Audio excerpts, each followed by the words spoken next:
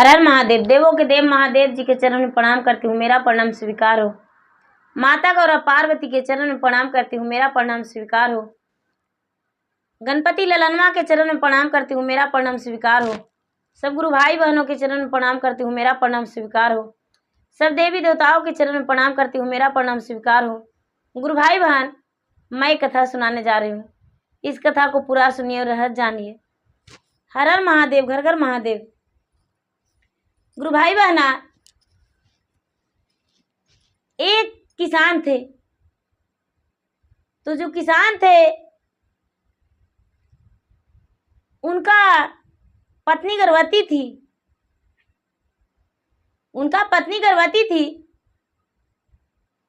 तो किसान का पत्नी का 9वां महीना चल रहा था।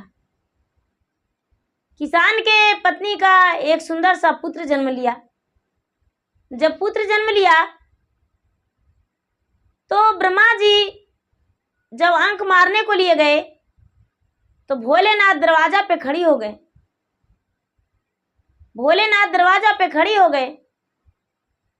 और जब अंक मार के निकल रहे थे, लिखकर उसका नसीब में, तो पूछे महादेव,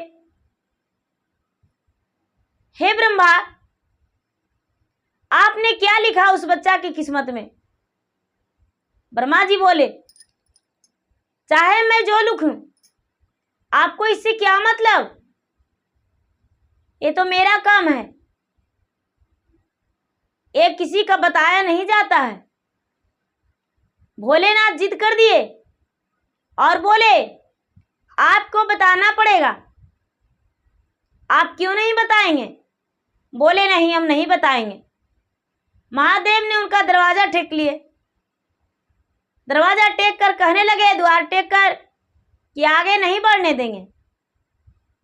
ब्रह्मा जी बेबस हो गए और बोले कि उसका भाग में ही लिखे हैं कि तुम्हारे दरवाजा पे एक ही बैल रहेगा, कभी जोड़ा नहीं लगेगा, और तुम्हारा कोठी पे एक बोरी धान नहीं घटेगा। जब ऐसा बात सुने महादेव तो हंस गए। ब्रह्मा जी चले गए ब्रह्मलोक, शंकर चले गए शिवलोक। वो बालक अपने माता के गोद में पलने लगा, बढ़ने लगा। गुरु भाई बना, धीरे धीरे समय बीतता गया। वो लड़का बड़ा हो गया। आज जब बड़ा हो गया तो उसके माता पिता बूढ़े हो गए और वो लड़का अपना पांव पे खड़ी हो गया। जब वो अपना कार्य करने लगा तो जब भी 2 बैल लाता तो एक बैल उसको मर जाता था, कभी उसको जोड़ा नहीं रहता था। और ज्यादा विशेष धान रखता था तो उसका धान जो था, धान नहीं रहता था, एक ही बोरी रहता था। एक बार की बात है कि बेचारा बैल से तंग आ गया था खरीदते खरीदते। उसे लगा, अब क्या करूं, खेती करने में एक बैल से तो मजा नहीं आता है।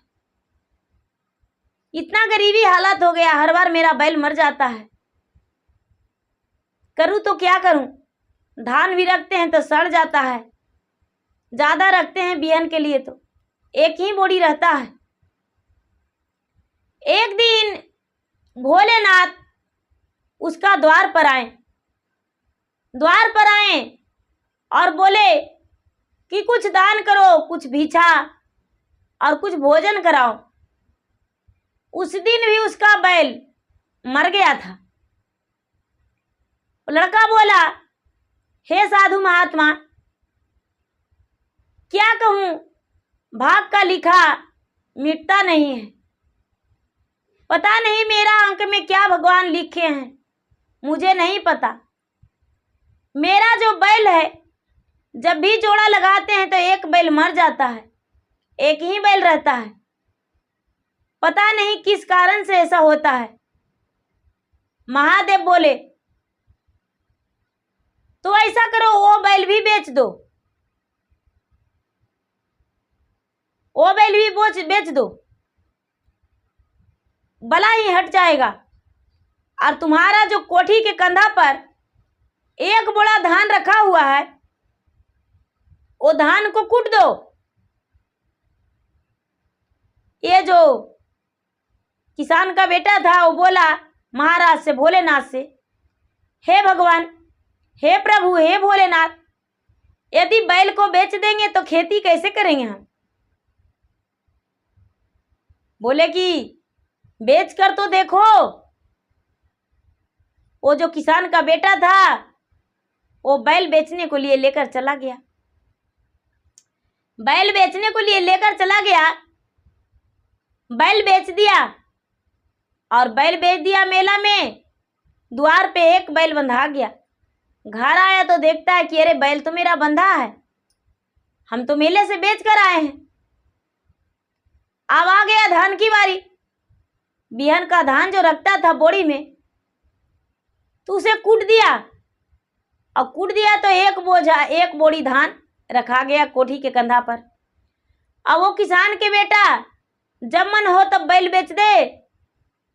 बैल बेचने लगा और धान को कूटने लगा। अभी बैल बेचते बेचते थकता रहा, लेकिन बैल इसका दरवाजे से नहीं घटा। बहुत दिन बाद इसका आगे का तरक्की हो गया, खेती भी करता था, बैल भी बेचता था और धान भी कूट देता था, लेकिन फिर से हो जाता था। गुरु भाई बहना, जब भोलेनाथ आए तो बोले कि बोलो तुम्हारा क्या समस्या है? ये लड़का बोला, हे महाराज, आप जो कहें वही मेरा सच था। हमने तो बैल बेचते हैं, मेरा दरवाजे पे बंध जाता है। हम धान कूटते हैं, बोरिया रखा जाता है। उस दिन से हमेशा ही करते हैं। भोलेनाथ कहने लगे, भाग का लिखा कोई नहीं मिटता है, ये सच बात है। तूने बोला था भाग का लिखा कोई नहीं मिटता है। उनका कोई बुद्धि काम नहीं कर रहा था, अब करते तो क्या करते। अपने भक्त को बोले, तुम्हारा हर परेशानी हम दूर कर देंगे, हर चीज समस्या को हल कर देंगे, लेकिन सबसे पहले जो धान कूटा है वही धान के चावल के मेरे लिए खाली दूध में भोग बना दो। और भोग बना के और मुझे खिला दो। जब तू दूध में चावल सिझा लेगा और सिझा के मेरा भोग लगा देगा, तब हम तुम्हारा सच बता देंगे। वो जो किसान का बेटा था, गुरु भाई बहन, बाबा के चरण छोड़ दिया। बाबा आसन लगाकर बैठ गए। जो गाय दूध देती थी, गाय को दूध को दूह लिया और दूह के और खीर बनाने लगा।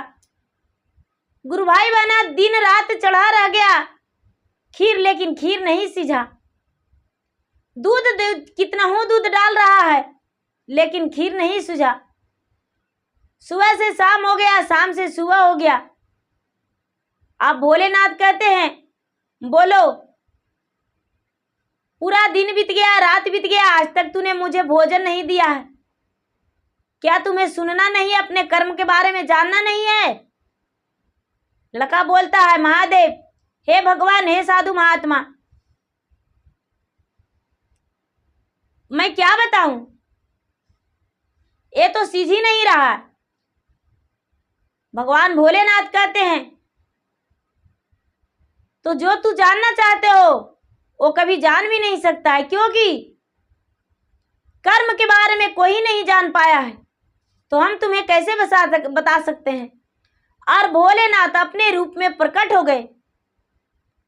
जब अपने रूप में प्रकट हो गए तो ये भक्त जो था, भक्त भोलेनाथ को देखकर भावुक हो गया और उनके चरण में गिर पड़ा और कहने लगा, हे महादेव, हे देवादिदेव, आपका महिमा अपरंपार है। आप जो चाहते हैं वही करते हैं। जब मेरा 2 बैल था, 2 बैल लाते थे तो 1 बैल मर जाता था, लेकिन जब 1 बैल बेचते हैं तो 1 बैल मेरे द्वार पे बंध जाता है। हे महादेव, ये सब आपका रचना है, किसी और का नहीं। भगवान भोलेनाथ बोले तो ठीक है, तू भगवान के भक्ति भावना में रंगे रहना, पूजा पाठ करते रहना, तुम्हारा खुशियां बढ़ता रहेगा, कभी दुखी नहीं रहोगे तुम। ये जो किसान का बेटा था ऐसा आवाज सुनकर प्रसन्न हो गया और भगवान को भक्ति भजन में लगा रह गया। तो गुरु भाई बहना, मेरा वीडियो अच्छा लगे तो इसे लाइक कीजिए, शेयर कीजिए, सब्सक्राइब कीजिए। और मैं फेसबुक पे भी हूँ और मैं इंस्टाग्राम पे भी हूँ। इंस्टाग्राम पे फॉलो करें, फेसबुक पे फॉलो करें, लाइक करें। धन्यवाद। हर हर महादेव, घर घर महादेव।